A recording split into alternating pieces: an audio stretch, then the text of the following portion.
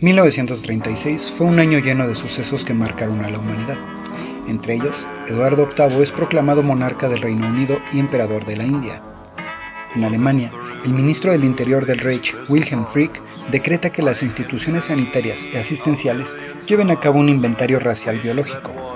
En México, el Diario Oficial de la Federación publica el decreto presidencial del general Lázaro Cárdenas del Río, donde se ordena la creación del Instituto Politécnico Nacional. Y en California, Estados Unidos, un joven llamado Caryl Chessman coqueteaba con el crimen. Su padre se había muerto por suicidio.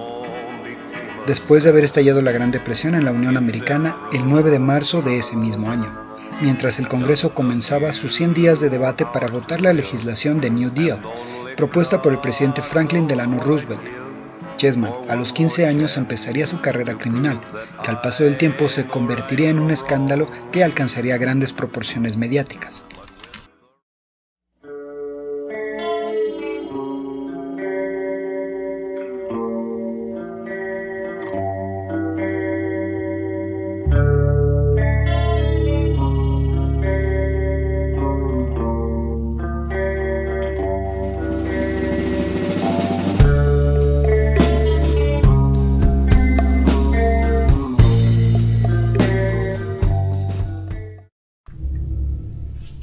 Chessman, a los 15 años de edad, empezó a robar comida para sostener a su familia.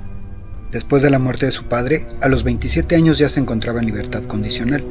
En 1948 se señaló a Caryl Chessman como el autor de una serie de crímenes vinculados al bandido de la luz roja. El bandido contaba con un modus operandi que le daba la oportunidad de poder acercarse a sus víctimas, que por lo regular se trataba de parejas jóvenes. Se acercaba a ellos con total impunidad, pues llevaba encendida una luz roja en el toldo de su auto. Con esto lograba confundir a las potenciales víctimas al pensar que se trataba de un vehículo oficial de la policía. Los jóvenes se veían sorprendidos por un hombre que se acercaba mientras los amagaba con un arma de fuego, los robaba, violaba a las mujeres y después los asesinaba. A Chessman se le imputaron 17 cargos de robo, violación y rapto.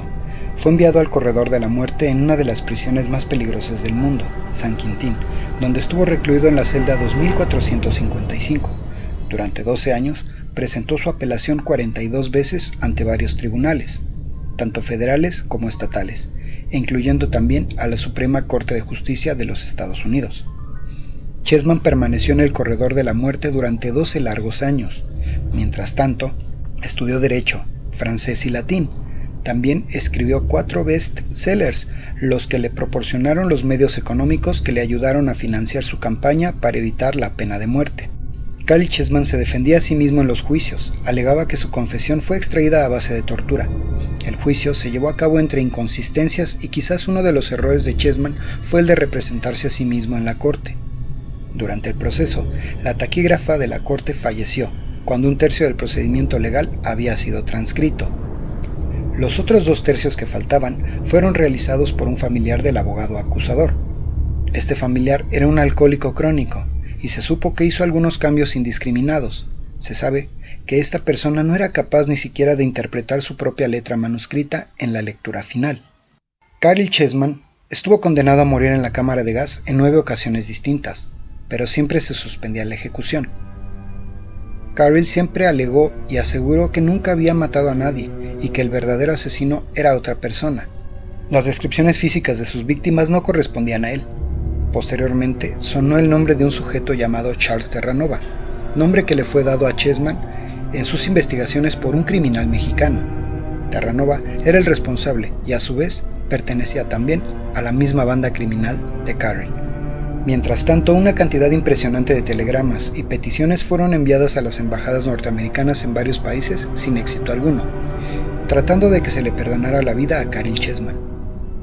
Algunos nombres de personajes de la talla de Eleanor Roosevelt, Pablo Casals, Aldous Huxley, Ray Bradbury, Norman Mailer, Billy Graham, Dwight MacDonald, Robert Frost y organismos como la UNESCO e incluso el Vaticano pidieron su perdón.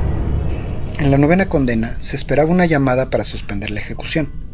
Esta llamada era por parte del juez Goodman, de la Corte Suprema de California.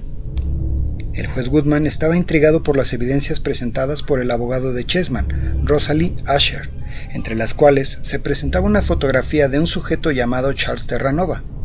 Esta se ajustaba a la descripción proporcionada por las víctimas del bandido de la luz roja, además de contar con una hoja de antecedentes penales del FBI, donde se notifica que actuó en robo a mano armada e intento de violación. Terranova tuvo un récord de 13 condenas por crímenes cometidos en el área de Los Ángeles. En la primera entrevista con la policía, después de su detención, Chessman afirmó: "El hombre que está buscando es Terranova, el bandido de la luz roja, y el responsable de las agresiones sexuales. Él es el verdadero responsable". El juez Goodman dijo que necesitaba más tiempo para estudiarlo, pero el abogado Rosalie Asher le dijo que no había tiempo. El juez Goodman dictó una suspensión de 1 hora para la ejecución para que pudiera estudiar el movimiento. Dio instrucciones a la secretaria para llamar al alcalde de San Quintín para detener la ejecución, pero la secretaria se equivocó en la marcación del número en algunas ocasiones. Cuando se pudo comunicar ya, era demasiado tarde. Cuando se pudo comunicar con el alcalde auxiliar, Reed Nelson, este le respondió que la ejecución había comenzado. En mayo de 1960, Caryl Chessman fue conducido a la cámara de gas para aplicarle la pena de muerte por sus crímenes.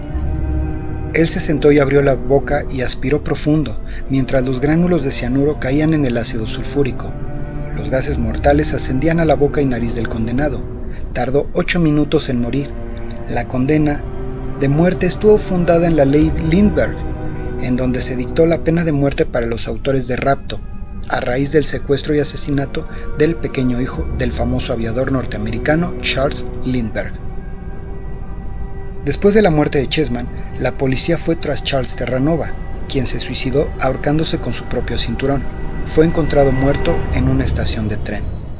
Al menos en 28 estados de la Unión Americana, la pena de muerte se encuentra suprimida, mas no abolida, desde 1976. Para el organismo conocido como Amnistía Internacional, la pena de muerte es cruel, inhumana y degradante.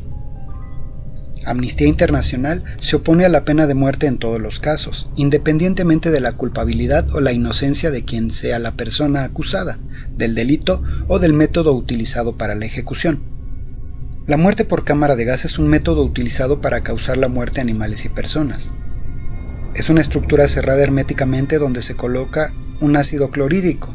El verdugo dejará caer las cápsulas de cianuro, y es entonces cuando se libera el gas mortal. El sujeto muere después de un terrible episodio de agonía. Caryl Chessman mencionó lo siguiente: "En mi existencia fui culpable de muchos delitos, pero no de aquellos por los que se me ha arrebatado la vida. Ahora que el Estado se ha tomado su venganza, me gustaría preguntarle al mundo, ¿qué ha ganado con ello? En una tierra de doble moral, lo que es lícito para Júpiter no es lícito para todos. Se puede entrever el concepto de que las normas no son equitativamente aplicadas en todos los casos. Las reglas más flexibles son para la élite y cada vez las reglas más duras son para la masa". Gracias por ver. L'imparable ne fait pas du rap, c'est juste une claque verbale révolutionnaire. L'imparable ne veut pas ton fric, il le crame. L'imparable no tiene miedo del plan, ma parole. L'imparable ne fait pas du rap, c'est juste une claque verbale révolutionnaire. L'imparable ne veut pas ton fric, il le crame. L'imparable no tiene miedo del plan, ma parole.